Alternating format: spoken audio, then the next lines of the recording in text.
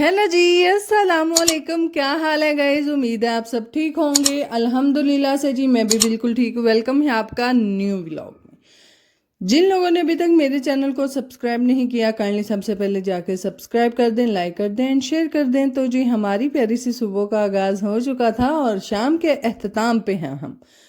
तो शाम में जी बनानी थी हंडिया, और हंडिया में आज बनेंगे करेले। और सुबह सुबह का टाइम था, सब्जी वाले अंकल जो हैं बाहर जो आवाज़ें लगाते हैं आजकल हमारे लोडर्स पे सब्जियां आती हैं गांव में, तो खैर से जी वो आए थे। मामू ने बोला कौन सी सब्जी लेनी है, मैंने कहा करेले पड़े हैं फ्रिज में, पहले वो ख़त्म करेंगे तो फिर और कोई लाएंगे। तो खैर से जी आज मैंने निकाल लिए थे करेले, क्योंकि काफ़ी दिन हो गए थे ला के रखे हुए थे और बनाए नहीं थे, टाइम ही नहीं था मिल रहा। तो खैर से फ्रिज में जगह भी इन्होंने घेरी हुई थी, तो इसीलिए आज मैंने बोला कि आज करेले ही बनेंगे। तो खैर जी वो निकाले, और निकालने के बाद आ वेख लो तुसी मेरी क्यारी दा साहब, यकीन करो मैनू तो बाला ही पटा मारिया। मेरा दिल करदा मैं किसी कंध दे सिर दे मारा। मैं इनू सुकण ਲਈ इस मिट्टी ਨੂੰ ਰੱਖਿਆ ਕਿਸੇ ਤਰ੍ਹਾਂ ਇਹ ਸੁੱਕੇ, ਕਿਸੇ ਤਰ੍ਹਾਂ ਇਹ ਆਠਰ ਜੇ ਮੇਰੇ ਬਾਲ ਵਿੱਚ ਪਾਪਾ ਪਾਣੀ ਪਤਾ ਨਹੀਂ ਕਿਹੜੀ ਲੇਵੀ ਬਣਾਉਂਦੇ ਰਹੇ ਨੇ, ਮੈਨੂੰ ਤਾਂ ਇਹ ਨਹੀਂ ਸਮਝ ਆਉਂਦੀ। खैर मेरा जी काम फिर पेंडिंग ते पेंडिंग पेंडिंग पेंडिंग, मैंने तो अजय ਇਹਦਾ कुछ ना कुछ जुगाड़ ला ही लेना इस मिट्टी का। बहरहाल इसी के साथ साथ जी ये है अब्दुल्ला का एहराम पड़ा हुआ था, और जी इसको पप्पो ने धो के अच्छे से धूप लगवा ली है ताकि इसको फिर से संभाला जा सके। और साथ साथ जी हमारे हमसायों ने पाई हुई है हमारे छत के ऊपर कणक, जो कि उन्होंने तकरीबन अपने खाने के लिए जो कि आटा पिसवाना है उसके लिए धो के डाली हुई है। और मौसम काफ़ी दिनों से खराब था, इसलिए उनका ये काम मुकम्मल हो ही नहीं सका। यानी कि दाने सुक्कन दे ते प्यावां दे ते आटा बने दा ना। तो खैर से आज फाइनली उन्होंने हमारे छत पे डाला था। उनके छत पे इतनी ज़्यादा धूप नहीं जाती, हमारे छत पे सारा दिन तकरीबन धूप रहती है, इसलिए वो जी हमारे ही छत पे दाने जो थे वो डाल गए थे। और आज का दिन जो था वो मैंने भी पीन करना था, मैं कहा चलो एक दिन और सही अगे भाई सुबह असी भी कर लांदे। तो खैर से जी आज जो है फाइनली हमसायों का दिन, सुबह हमारा दिन। तो खैर यहाँ पर जी मैंने एहराम जो है वो उतार के यहाँ पर हैंग कर दिया, ताकि यहाँ से कोई बच्चे ना छेड़ें और दूसरा ये गंदा ना हो। अगर धोया तो इसको फिर बाद में तय लगा के शापर में रख देंगे। ਤੁਸੀਂ ਸੌਖਿਆਂ ਜਿਹੇ ਅਲਫਾਜ਼ਾਂ 'ਚ ਕਹਿ ਸਕਦੇ ਹੋ कि पेटी ਦੇ गुट्ठे वित्थे असां ला छड़ने हैं जिथों लभे ही ना। तो खैर बाद में जी यहाँ पर काम करते कराते, और आज आप मेरा जूता देख सकते हैं, मेरा जूता कल का टुट भज गया है। मैं क्या चलो शुक्र है जान छड्डी सू। यकीन करो मैनू तो इन्नी को इस जुत्ती आवाजारी दी सी ना, एक तो मैनू आईमा ही लभदी नहीं, जे लभ जे तो फिर ऐतकी मैनू भैड़ी लभी सी। तो खैर मैं जी यहाँ पर हस्बैंड की जूता पहन के चलती फिरती, क्योंकि तकरीबन 2 दिन कल का दिन जुमेरात था, उनको काम था इसलिए वो फारग नहीं थे, नहीं तो शायद हो सकता था कि मैं बाज़ार जाती जाके जूता लेकर आती। और आज का दिन, जबकि आप ये व्लॉग देखेंगे आज वैसे जुमा है और शॉप्स बंद हैं, तो है 2 दिन इसी जूते में गुजारेंगे। तो है यहाँ पर साथ साथ जी हम अपनी वही पुरानी वाली रूटीन में, क्योंकि हमारा सिलेंडर जो है वो होता है लीक, यानी कि गैस लीक होती है, और खुद भी हमें नहीं समझ आती क्या मसला होता है क्या नहीं होता। यानी कि बिल्कुल खाना बनू लेते हैं जब हम, तब बाद में जी कोई भी अगर हमारा दूसरी बालकनी वाली साइड पे सिलेंडर पड़ा होता है और उस साइड पे अगर कोई वॉशरूम में जा रहा है या फिर वैसे किसी का चक्कर लगा है, तो उसको जी आवाज़ आती है। और कल अब्दुल्ला का बाई चांस ही बाहर की तरफ दोपहर 2 बजे के टाइम था, 2-3 बजे का अब्दुल्ला का चक्कर लगा, तो वो हो रहा था लीक, जिसकी वजह से स्मेल आई, और स्मेल की वजह से फिर उसने फ़ौरन से बंद कर दिया। खैर फिर जी हमने बुलाया अंकल को कि आके देखें क्या मसला है। पिछला सिलेंडर भी जो था वो हमारा बहुत जल्द ख़त्म हुआ था, हालांकि जो बरामदे में हमने सिलेंडर रखा हुआ था, जो कि अब आप यहाँ पे पड़ा हुआ देख रहे हैं, उस पर मैं ज़्यादा खाना बनाती थी, दोपहर में, शाम में और सुबह में। तो हस्बैंड को मैंने बताया कि सिलेंडर जो है वो लीक हो रहा है, तो उन्होंने बोला कि नहीं जी लीक नहीं हुंदा, तू अंदर बिरयानियां पका पका मका छड़िया। मैं कहा हाँ है मैनू पता है ना, मैं कितने पकानी है, कितने बह के पकानी है, सुबह कितने शामी कितने, मैनू पता है ना। यानी कि मैं तो यूज़ ही ज़्यादातर दूसरा करती हूँ, किचन में हब्स वाले दिन और अंदर नहीं बनाया जा सकता खाना, तो इसीलिए जी उन्होंने बोला नहीं नहीं ए तू ही मकाया। मैं कहा चलो भाई मैं मकाया हो हूँ पुराना तो तुसा। जैसे ही हमारा सिलेंडर भर के आया, तकरीबन दूसरी दफ़ा ये लीक हो रहा है, दूसरी दफ़ा लीक होता हुआ हमने पकड़ा है। एक दफ़ा अगर ना हमें स्मेल आए, हम कमरों में हो तो फिर सानू कि तू स्मेल आवे हैं, अगे माशाल्लाह मेरा तो छोटा जहा नक है, ਮੈਨੂੰ तो ਉਂਝ ही नहीं किसी चीज़ की स्मैल आती। बहरहाल जी वो जी हमने उसको कवर किया, अंकल को बुलाया, उन्होंने ठीक किया। मैं क्या सुनाओ है मेरे तो भज आते सो कि तू ज़्यादा इस्तेमाल करनी है, ज़्यादा इस्तेमाल करनी है, तो ये है ना लीक होंदा तो जल्दी मुकदा है। तो है जी, इसीलिए अभी तक उसका कोई हल नहीं निकला था। अंकल ने अभी आना था उसको चेक करने के लिए। तो मैं यहाँ पर देखते दिखाते काफ़ी टाइम हो गया। आज है भी जुमेरात थी, ख़त्म भी बोलना था, कहना था, पढ़ना था। तो है से जी पुप्पो कह रही थी जल्दी से हंडिया बना लो, और मैं यहाँ पर अपनी वही पुराने वाली रूटीन है चोल चौके ते आ गई। मैं कह लो जी लकड़ियाँ फिर कड्डो। है से मैं इस तोड़े के अंदर से लकड़ियाँ निकाली जो कि डेरे से आई थी। तो डेरियों लकड़ियाँ तो आईयां ही नाल छिपकली कितों आ गई, मैंने तो ये नहीं समझ आ रही।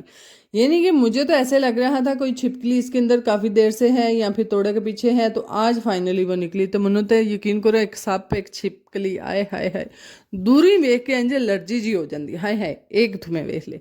यानी कि अगर मैं कोई देख रही हूँ टीवी की स्क्रीन पे भी कोई सांप देख रही हूँ, तो यकीन करो मैंने घर बैठे पता नहीं बड़ी उलझन जी होंगी, अल्लाह की ला लिया। मैं तो कभी बालां लाण भी नहीं दिता। ਅਸੀਂ ਨਿੱਕੇ ਹੁੰਦੇ ਬੜਾ ਯਕੀਨ ਕਰੋ ਦਾਦਾ ਅਬੂ ਦੇ ਨਾਲ ਬਹਿ ਕੇ ਐਸੇ ਵਹਿੰਦੇ ਹੁੰਦੇ ਸਨ ਨਾ, ਚੈਨਲ ਹੈ ਸ਼ਿਕਾਰ ਪਿਆ ਹੁੰਦਾ, ਸ਼ੇਰ ਸ਼ਿਕਾਰ ਕਰਦਾ ਪਿਆ। ਮੈਂ ਤਾਂ ਬਾਲਾਂ ਨੂੰ ਕਦੀ ਲਾਣ ਵੀ ਨਹੀਂ ਦਿੱਤਾ। ਮੇਰੇ ਤਾਂ ਬਾਲ ਅੱਪੜ ਕੇ ਜਿੱਥੇ ਸੱਪ ਦੀ ਲੜਾਈ ਹੋਵੇ ਜਾਂ ਇੰਝ ਦੀ ਕੋਈ ਚੀਜ਼ ਹੋਵੇ ਲਾਉਂਦੇ ਨੇ। मैं तो कभी चैनल भी नहीं लान देता। बहरहाल जी साथ साथ मैंने उतार ली थी बेडशीट जो कि हमने वॉश की थी। और आप कहते होंगे कि अजय भैन जी वेड़े किड़ बैठे हैं जी, तो जी ये हमारे डेरे पे फैमिली रहती हैं, उनके जी कुछ कपड़े थे, उनको इन्होंने लैस लगानी थी। तो आंटी आई थी घर कि मुझे मशीन बाहर रख दें ताकि मैं बच्ची की कपड़ों को लैस लगा लूँ। तो खैर से वो बैठ के लैस लगा रही हैं, और साथ साथ जी मैं बनाते हुए यहाँ पर हंडिया की सारी चीज़ें मैंने बाहर रख दी थी। कढ़ाई मैंने ऊपर चढ़ा दी थी करेले फ्राई होने के लिए। और करेले फ्राई होने से पहले पहले हमने सोचा क्यों ना पापड़ बना के खाए जाए हैं। तो खैर से जी पापड़ पड़े हुए थे और बच्चों को भी बना के देने थे, तो इसीलिए मैंने फिर सारे के सारे भाई ले आई थी और बनाते गई। पहला तो मैं एक दो बारी तेल चैक करने खराब किए ने ना कोई 7-8 पापड़, क्योंकि मैनू तो इंज लग रहा सी ना तेल गर्म है। बहरहाल ना तेल कितने गर्म, तेल ने मैनू धोखा दिता। ए जो पहला परागा में मैं पाया ना ये नहीं सही बनना, ये डाडे पापड़ ने। बहरहाल इसी के साथ साथ जी अच्छा खासा जब तेल गर्म हो गया था, तब मैं इसके अंदर दूसरी दफ़ा जो पापड़ हैं वो डालूंगी। तो खैर साथ साथ मैं सारे प्याज भी भाई ले आई थी, साथ में पानी के अंदर बर्फ़ डाल के, जो कि प्याज जिसके अंदर डिप करूँगी फिर आंखों में नहीं जाते, तो वो पानी भी ले आई, टमाटर भी ले आई, नमक, ये सारी चीज़ें जो थी वो मैं बाहर ले आई थी।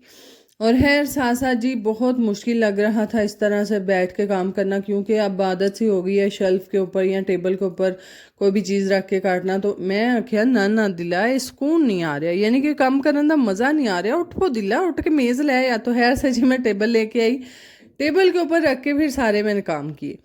तो है यहाँ पर जी ये वाले पापड़ जो हैं ये हमारे हो चुके हैं खराब, और अब हम दूसरे वाले बनाएंगे। थोड़ा तेल गरम हो लेता है तो है कभी कभी जो है मेरा खुद का दिल कर पड़ता है इस तरह का पापड़ खाने का, और बाहर से लाके खाने से बेहतर है आप घर में मंगवाएं और घर में बनाएं और घर में खाएं। और अगर किसी ने लड़ झगड़ के किसी का सिर भी फाड़ना है तो वो भी घर में ही फाड़े।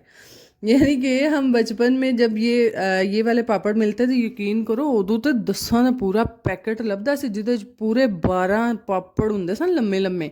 तो फिर असां उंगलां ते चाड़ के खाने करने, तो असां कोशिश यही करनी हुंदी सी कि दूसरे भैन भरावां दे ना त्रोड़िए।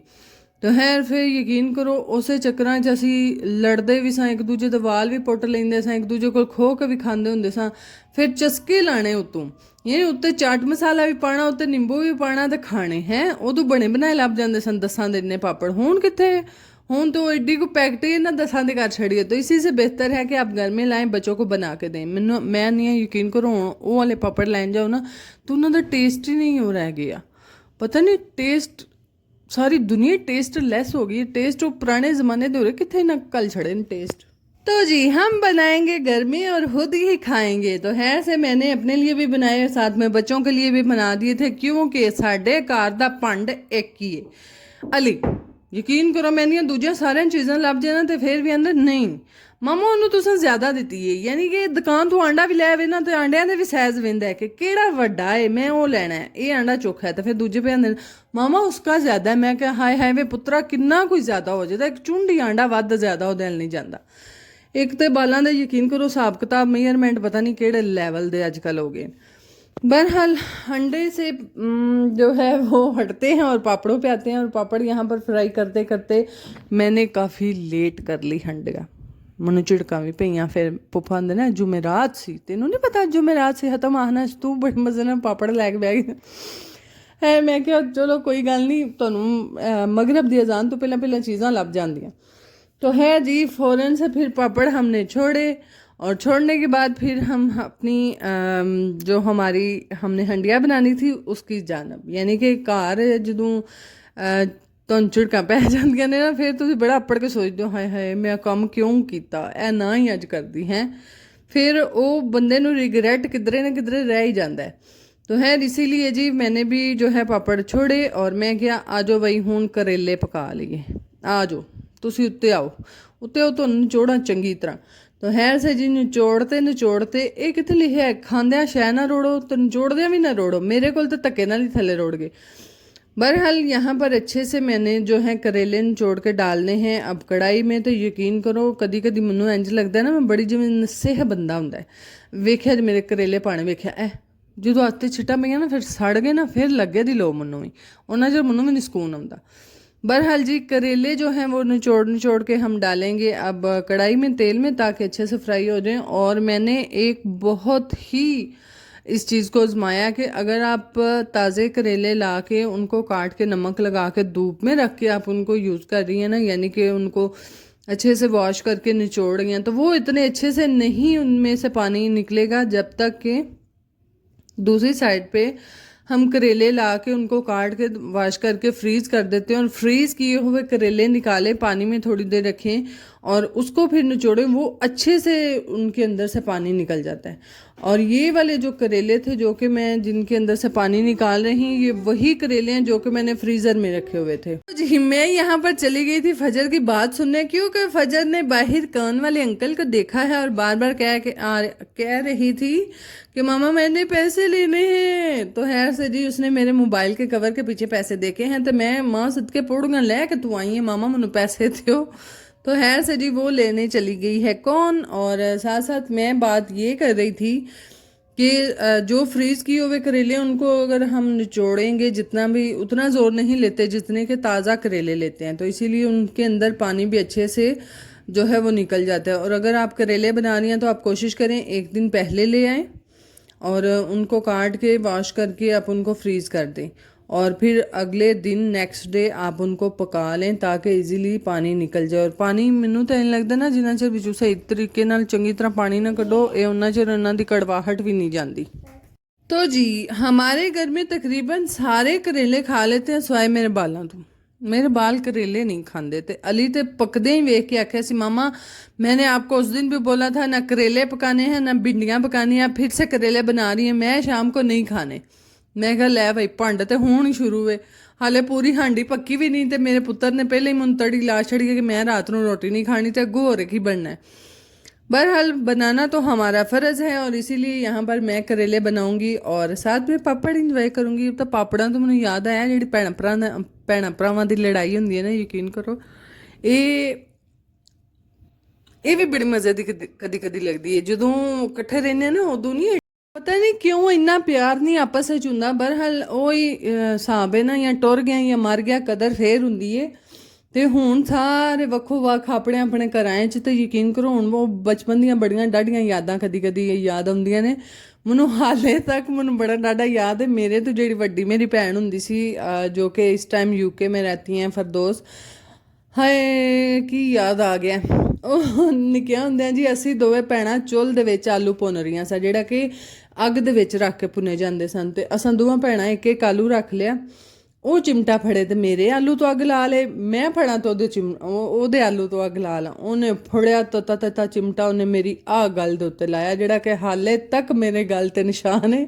ਯਕੀਨ ਕਰੋ ਉਦੋਂ ਤੇ ਹੁੰਦਾ ਸੀ ਹਾਏ ਅਜੇ ਮੇਰੇ ਹੱਥੇ ਚੜ ਜਾਏ ਇਹਨੂੰ ਤਾਂ ਮੈਂ ਮਾਰ ਹੀ ਛੱਡਣਾ, ਜਾਨੂ ਹੀ ਇਹਨੂੰ ਮਾਰ ਛੱਡਣਾ।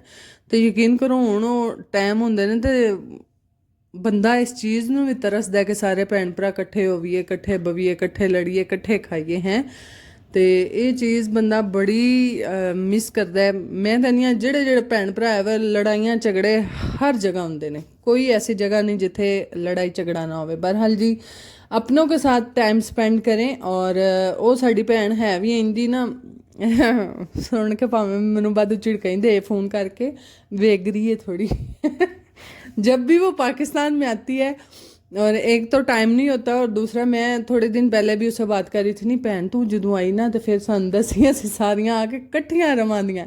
हालांकि वो केक बहुत अच्छे बनाती है, सेम ऐसे लगता है बेकरी से ला के तो आपने रखे हैं। और कल परसों भाई की सालगिरह थी। भाईजान मेरी तरफ तो बहुत ज़्यादा सालगिरह मुबारक, अल्लाह रहंदी दुनिया तक तुसी जींदे रहो।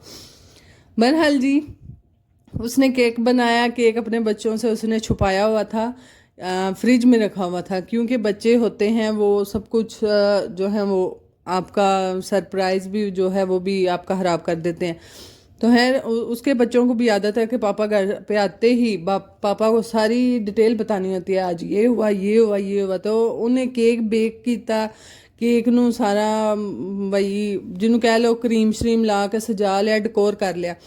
ਉਹ ਹੁਣ ਦੱਸ ਨਹੀਂ ਰਹੀ, ਆਪਣੇ ਬਾਲਾਂ ਨੂੰ ਵਹਾ ਨਹੀਂ ਰਹੀ ਕਿ ਇਹਨਾਂ ਆਉਂਦਿਆਂ ਮੇਰੇ ਹਸਬੈਂਡ ਨੂੰ ਵਈ ਯਾਨੀ ਕਿ ਬਾਈ ਕੋ ਬਤਾ ਦੇਣਾ ਕਿ ਅੱਜ ਤੁਹਾਡੀ ਸਾਲਗਿਰਹ ਹੈ। ਮਾਸ਼ਾਅੱਲਾ ਇੱਕ ਵੀ ਧੀ ਆਈ, ਉਹਨੇ ਫ੍ਰਿਜ ਖੋਲੀ, ਮਮਾ ਅੱਜ ਕਿਸ ਕੀ ਸਾਲਗਿਰਹ ਹੈ? ਉਹਨੇ ਕਿਹਾ ਕਿਸੇ ਦੀ ਨਹੀਂ, ਪਾਪਾ ਦੀ। ਅੱਜ ਕਿਸੇ ਦੱਸਿਆ ਨਾ, ਫਿਰ ਝਟਕ ਹੋਇਆ। ਮੇਰੇ ਨਾਲ ਗੱਲ ਲੱਗੀ ਹੈ ਫੋਨ ਤੇ, ਉਧਰੋਂ ਨਿੱਕਾ ਬੇਟਾ ਆਇਆ ਦਊਦ ਆ ਕੇ ਫ੍ਰਿਜ ਖੋਲ ਕੇ ਵੇਖ ਲਿਆ। ਮੈਂ ਕਿਹਾ ਸੁਣਾ, ਇਹ ਸਰਪ੍ਰਾਈਜ਼ ਮਾਵਾਂ ਦੇ ਸਰਪ੍ਰਾਈਜ਼ नहीं रहते।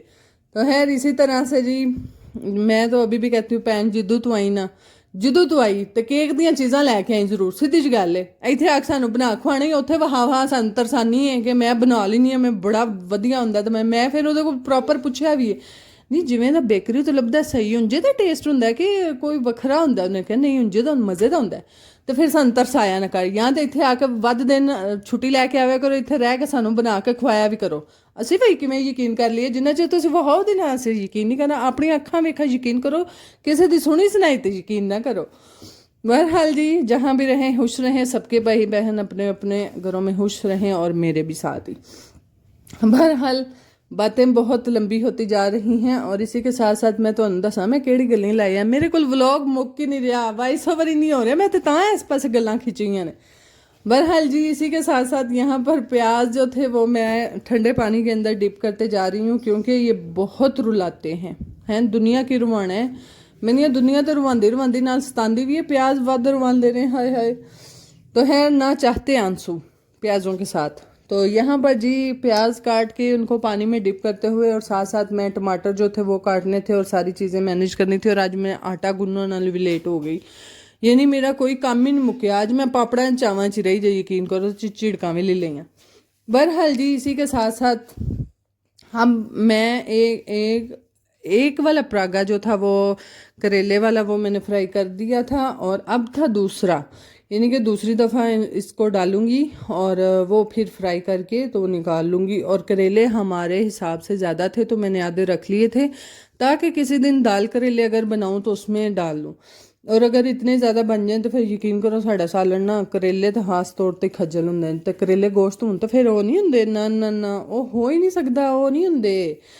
वो तो सारे ऐसा मिलजुल के खाते हैं। तो है कोई बात नहीं। यहाँ पर जी अब प्याज काटते हैं और मैंने इनको 2-2 पीस करके पानी में डिप कर रही हूँ, ताकि इनकी कृतन मेरी आंखों में ना पड़े और ना आंसू आए। तो अल्लाह का शुक्र है बच गई सा, नहीं तो ऐसा रवांदे ने हाय हाय हाय। फिर तो मेरे बाल भी आके आ रहे हैं, मामा क्या हुआ है, किसी ने मारा है? मैं क्या नहीं मारा पुत्र, ये अपने आलू आ रहे हैं, अल्लाह आलू आ रहे हैं। बहरहाल प्याज काट के अब इनको फ्राई करेंगे और हंडिया बनाएंगे, और हंडिया बन जाए बस यह चाहिए। बहरहाल जी व्लॉग को करते हैं यहाँ पर एंड में, आज थक गई हूँ। बहरहाल अच्छा लगा तो लाइक शेयर सब्सक्राइब ज़रूर कीजिएगा। बाय बाय, अल्लाह हाफिज़, टाटा, अपना ख्याल रखिए जी।